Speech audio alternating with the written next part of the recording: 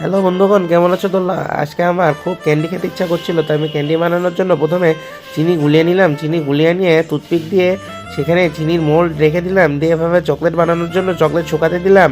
এমন সময় আমার একটু টক খেতে ইচ্ছা করছিল, তাই আমি লেবু পিনিক নিলাম। লেবু পিনিক খাচ্ছি। খুব টক, এত টক কেন, কিন্তু সেই লাগছে।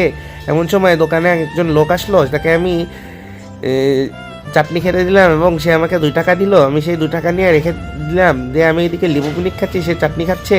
আমার খুব মজা লাগছিল। এমন সময় চলে যেতে লাগলো, আমি তাকে ডাক দিলাম, ডাক দিয়ে তাকে বললাম লেবু পিনিক খাও একটা। সে লেবু পিনিক নিয়ে আমাকে ধন্যবাদ দিয়ে চলে গেল। তারপরে আমি লেবু পিনিক খেতে খেতে আমার চকলেটটা তুললাম। সেই শক্ত হয়েছে, সেই স্বাদ, অনেক স্বাদ।